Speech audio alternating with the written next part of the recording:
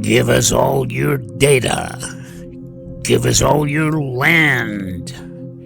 Give us all your electricity. Give us all your water. Give us all your money. We'll build data centers with millions of GPUs. We'll give to you the God of AI, artificial general intelligence, created like magic to solve every problem mankind will ever have. Of course, you'll still have to pay for it. Well, we gotta make a buck.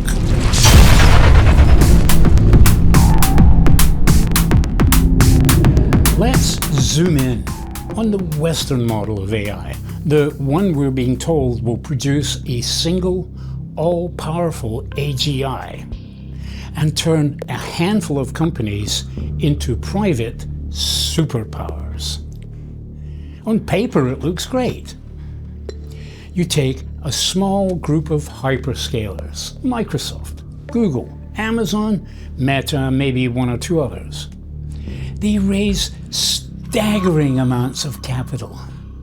They poured it into next-generation data centers wired together with ultra-fast networks and fed with as much electricity as they can possibly pull off the grid.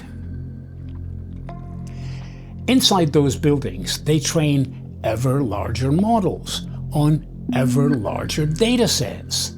They lock the weights behind APIs.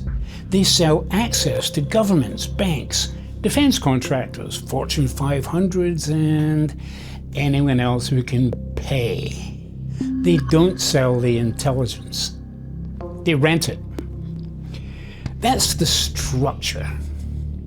The hyperscaler owns the infrastructure. The hyperscaler owns the model. The hyperscaler owns the data pipelines. Everyone else becomes a tenant in their cognitive real estate. Who benefits from this design? The hyperscalers.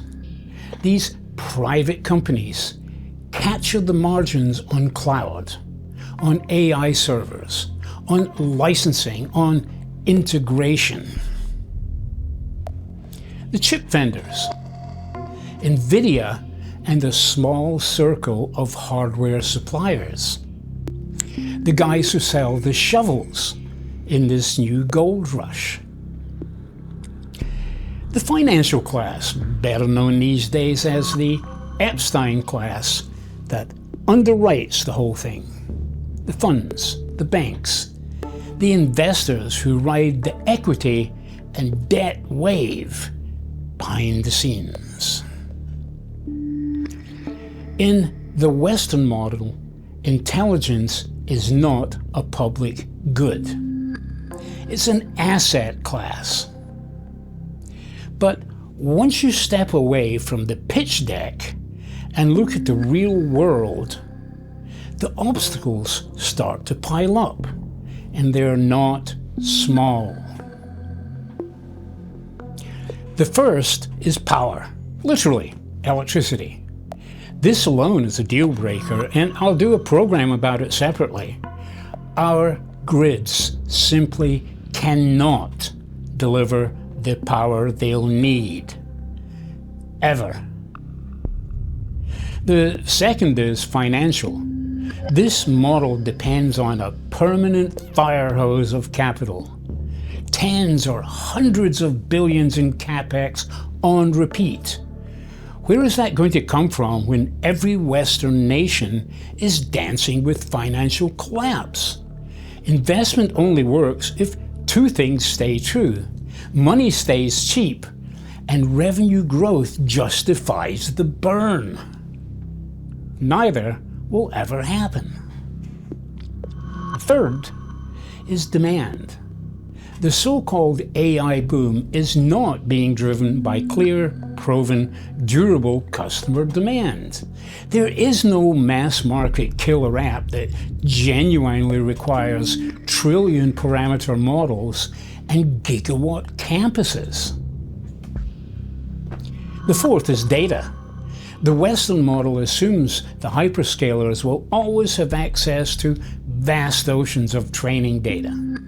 Your data, my data, copyrighted data, behavioral data, everything.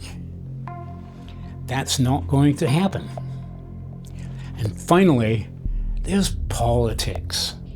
If a small group of companies really did get close to something like AGI, systems that could meaningfully influence economies, elections, markets, and security, do we seriously believe governments would just stand back and let them own it? This model is not a strategy.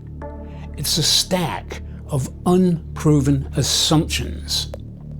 And every layer, power, capital, data, demand, regulation, contains failure models big enough to derail the whole project. The story we're being sold is that one of these companies will ride this model all the way to AGI and become a private superpower that will take care of all of our needs for the rest of history. The reality is much harsher. The physics, the economics, and the politics are all working against that. And if you understand those limits, the myth of the single all-powerful AGI company starts to look exactly like what it is. A fantasy designed for pitch decks, not for the real world. Except perhaps on Disney.